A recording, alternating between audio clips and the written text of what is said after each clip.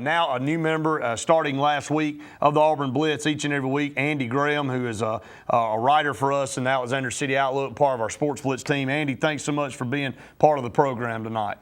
Always good to be here. Well, Andy, I tell you what, after we talked last week, we said if Auburn could just get to the Georgia Dome, we'd feel like they had a good shot at winning the season opener. But we should have known that more breaking news would happen between our conversation and this show. And this was a big blow. And we'll start things off there. Reese Dismukes, All-SEC center as a freshman last year, All-SEC freshman center, is suspended now due to public intoxication arrest this past weekend. And it just seems like every single week it's something negative coming out of Auburn.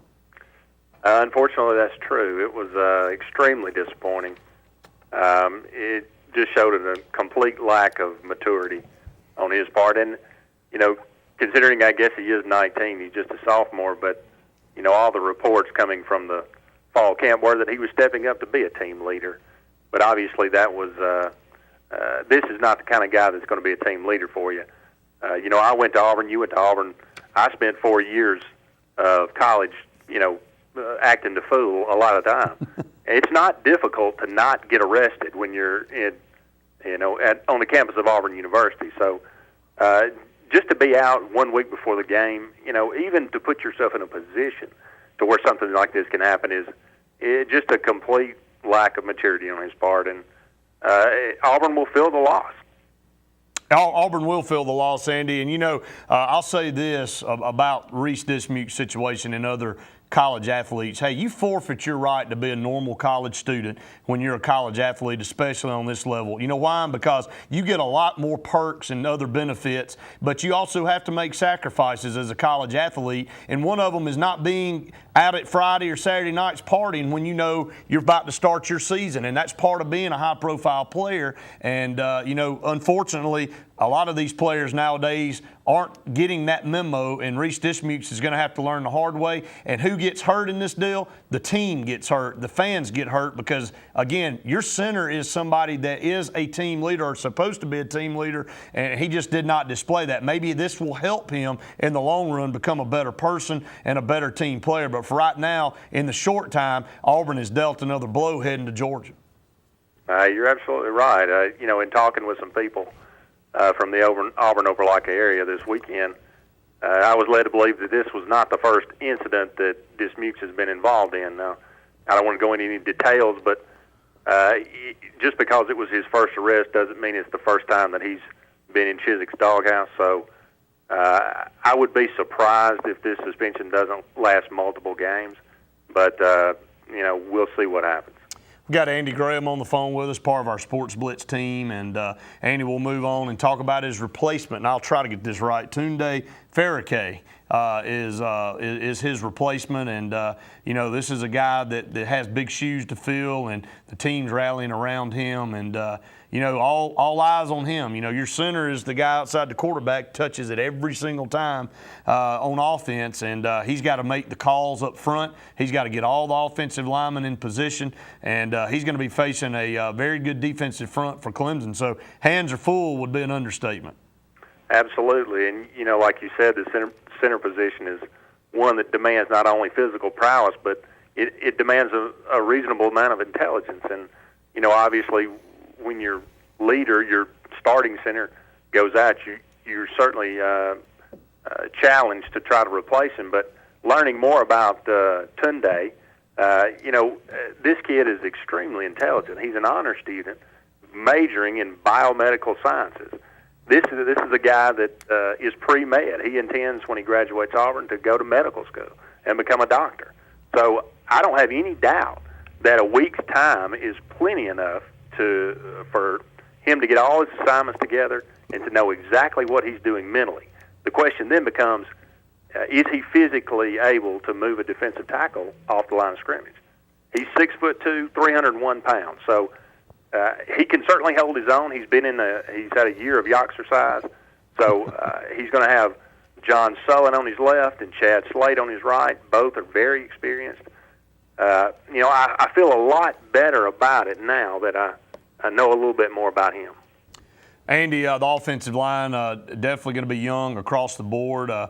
Even with Reese Dismukes being in there, the experience level was going to be very young. So, you got him in there now, John Sullivan and Chad Slade, and a true freshman out on the right tackle spot in Avery Young. And then, of course, Greg Robinson. Everybody been talking about how good Greg Robinson is. But offensive line will have its hands full, and so they'll have to grow up very, very quickly on Saturday over against Clemson. Let's talk about Clemson. This is a team that is a regular on Auburn's schedule here the last few years, and Auburn's had the better of Clemson the last 30 or 40 years, but Clemson finally been able to get over the hump last year and come out and really explode in the second half and come away with a win over in Death Valley. Let's talk about the Clemson Tigers a little bit, Andy. Well, at first it starts with their junior quarterback, Taj Boyd. Obviously, last year he had an outstanding season, threw for over 3,800 yards, 33 touchdowns. His coming out party, unfortunately, was against Auburn. 30 of 42, 386 yards, 4 touchdowns. It wasn't the fact that Auburn didn't get a sack on him. The defensive line for Auburn nor the linebackers ever even touched him. He had all day to throw, and he made the very best of it. Now, his favorite receiver that day was Sammy Watkins. Again, he had an outstanding season, 1,200 yards, 12 touchdowns. But unfortunately, he had his own off-season incident, and he's been suspended. So that takes out 155 yards and 2 touchdowns from that enormous day they had last year. But that doesn't mean Clemson's devoid of talent. They have probably the best receiving corps they've had in years.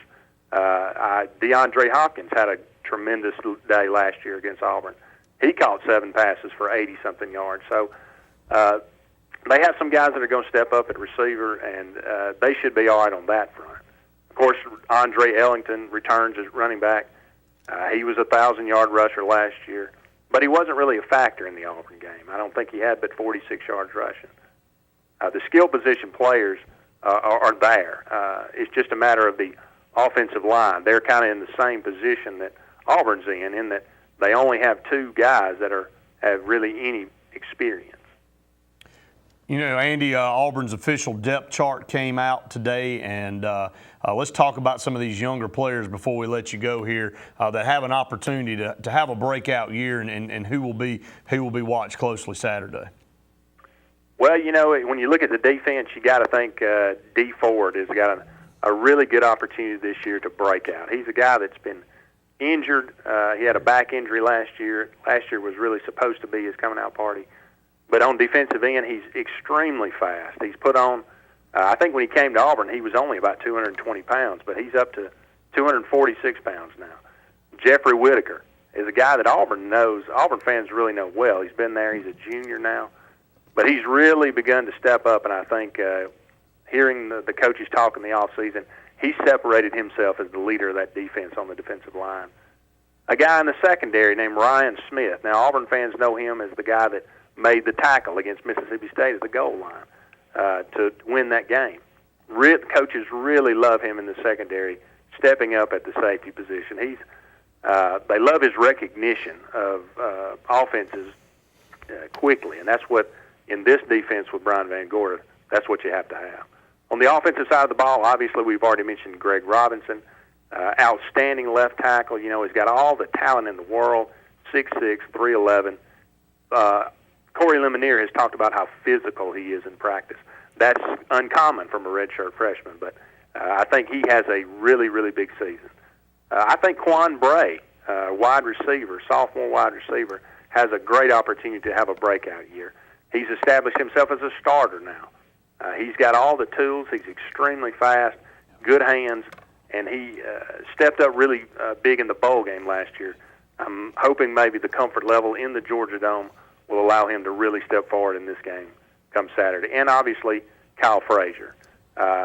We hope Kyle Frazier is the breakout man of the year, because if he's not, Auburn is probably looking at another 8-5 season. But if Kyle Frazier can break out and become the quarterback that we all hope that he will be, Auburn can really surprise some people. Well, Andy, you're exactly right, and all the speculation will be laid to rest come Saturday night. I know everybody's excited about that, all Auburn fans excited to just finally get this thing kicked off to see what kind of team Auburn has the possibility of having. So, again, Auburn-Clemson, another marquee matchup, national TV over at the Georgia Dome, the Chick-fil-A Kickoff Classic. Andy, appreciate you being part of the show every Tuesday. Look forward to it each and every week.